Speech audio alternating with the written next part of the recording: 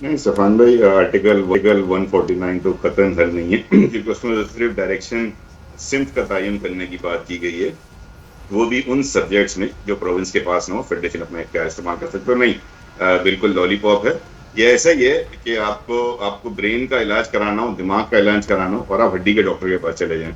जैसे ही अब आप पहुंचते हैं तो वो जोर से आपके पैर पे मारता है हथौड़ा, आपका पाँव टूट जाता है। कहते हैं हाँ अब इसका इलाज मैं कर दूंगा, ब्रेन का इलाज तो कहीं और ही होगा। तो ये वही हालत हुई है ना कि कराची का कचरा उठाना था। एक एक निहायत ही, आप खुद सोचे सफान, आपको दिया जाए ना तो आप ये एडमिनिस्ट्रेटिवली ये टास्क पूरा कर देंगे। उस कचरे उठाने के अंदर आप सियासत देख रहे हैं कितनी हो रही है। और उस सियासत के अंदर जो चीजें अब सामने आ रही हैं कि आप विफाक से बैठकर अगर फर्ज करें वो सूबे के मामलात में इस तरह मुदाखलत करेंगे, तो फिर यही तो सूबा मकामी हुकूमत के साथ कर रहा है।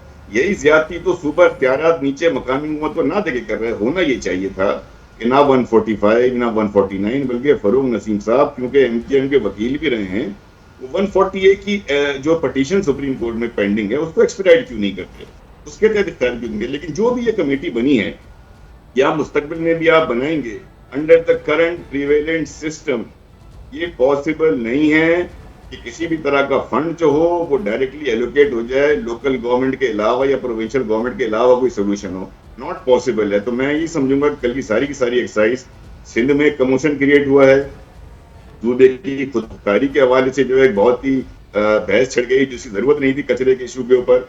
इसी तरीके से मैं समझता हूँ जो बहुत ज्यादा इसमें अलार्मिंग बात है जैफान, हम्म। वो ये है कि मैं समझता हूँ वजीर आजम साहब को मिसगाइड किया जा रहा है। अच्छा। उनको जो मशवरा देने वाले के करीब तरीन जो मुशीर हैं वो उनको सही गाइड नहीं कर रहे। जिस तरह हमने सेस के अंदर जीआईडीसी के अंदर ऑर्डिनेंस किया, वापस हुआ, मिसगाइड किया गया। मैं समझता हूँ ये भी वजीर आजम साहब को जो है फिर मिसगाइड करने की कोशिश की जा रही है। उन्हें बड़ा मुहतात रहना चाहिए, केयरफुल रहना चाहिए।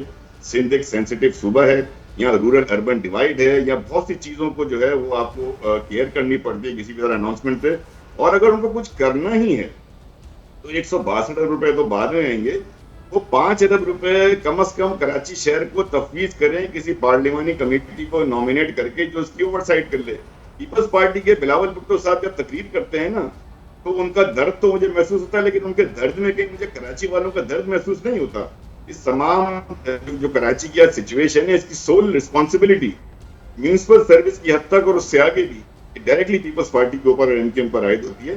तो नहीं, मैं नहीं समझता कि ये कल की मीटिंग से या सारे ऐलान से एक नई सियासी बहस तो छिड़ सकती है। कराची का कचरा नहीं उठेगा, कराची के लोगों को रिलीफ नहीं मिलेगा, कराची के लोग जो इस वक्त एक और एपिडेमिक का शिकार हैं कि वबाई अमराज फैल सकते हैं, वो हल होने की मुझे कोई सूरत नजर नहीं